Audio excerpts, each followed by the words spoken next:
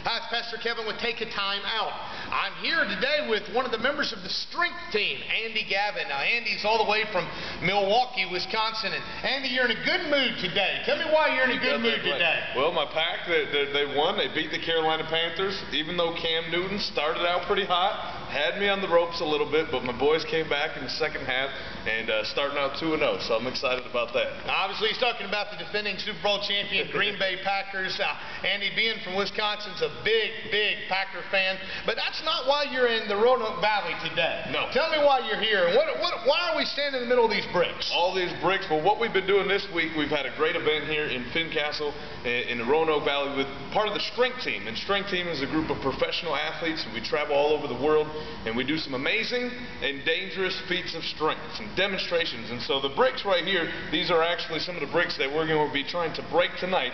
World record night with the strength team. So we're going to have a nice little friendly competition between the 4 members that are here this week. There's 17 members in all, and so we travel week to week. We use demonstrations of strength, things you may have seen on the World Strongman competitions, sometimes Ripley's Believe It or Not, or even America's Funniest Home Videos. We've had some of those this week, Pastor. But we do that in a way to present the gospel. You know, we live in a day and age where people sometimes don't have the most favorable opinion about church, and different things have happened over the years and have skewed people's opinion. And so we're trying to get people to come to church that wouldn't normally come on a Sunday morning to hear a preacher in a suit and tie, but they will come to see Greg Mead tonight drive his head through a wall of concrete. I mean, you don't get to see that every day. And so it's a tool, you know, gifts and talents that we have that God has given us to be able to use for His kingdom, for His glory, to present the only message that we know that changes lives, and that's basically John 3:16, that God so loved the world that He gave His only begotten Son, that whosoever would believe in Him would have everlasting life. It wouldn't perish. And so that's our message. We're basically missionaries, messenger boys, bringing the greatest message in an athletic way, I guess you could say. Now, how many of these stacks of concrete? These are about 3 inches thick. They're about 16 inches wide. And last night, I know you had these things stacked 11, 12 high. Yep. Did I hear you talk about stacking 15 or 16? That's what I'm thinking tonight. We're going to start out probably Justin will be the first one to go, and I think we may start him off at 15. If he's successful with that one, we'll have William try for 16. And then they got the 2 veterans, myself and Greg. We haven't really been breaking bricks much this week when it comes to forearms like we're going to do tonight.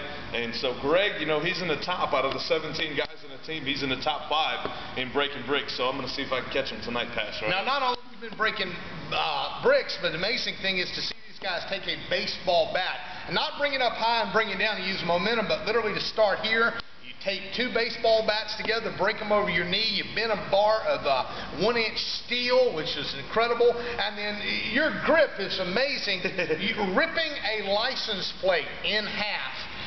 And then the other thing is just a big phone book or a deck of cards to literally rip them in half.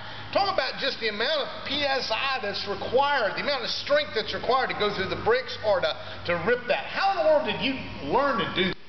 It's all trial and error. When the strength team actually came to my city, I'm from Milwaukee. They came there in 2005, and I was asked to travel with the team afterwards. And I actually started out behind the scenes as a road manager, behind the scenes guy. But as I watched the guys, I'd see where they were placing their hands and where they were pushing, where they were pulling, and I learned how to do a lot of the feats just by watching guys do it. And it started out where I wasn't even strong enough to do some of the things. I knew what I needed to do, but I travel not only with the strength team, but I've also been competing in the North American Strongman competitions, and those are the guys you see on TV that lift the big stones over their head, the big logs, and pull semi-trucks. And what I thought is, because I had done strength team stuff for so many years, that tearing those phone books and license plates and that I had pretty good grip strength, and that it would be an easy transition for me.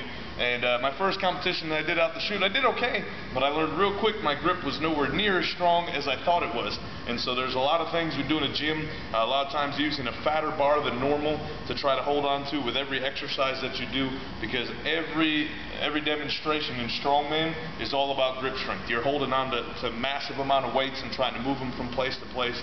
And so it carries over really well to this, to doing the ministry side of it. So it works out pretty well hand in hand. But it's weird because strongman, you can't just go into the local gym and find a lot of the equipment. And so you got to find crews of guys. I got a crew back home in Milwaukee, a couple of professional strongmen that have the equipment. We get to train that on weekends when I'm home, but I'm not home very often. So, well, it's been great to have Greg and the members of the strength team here in the Roanoke Valley this week.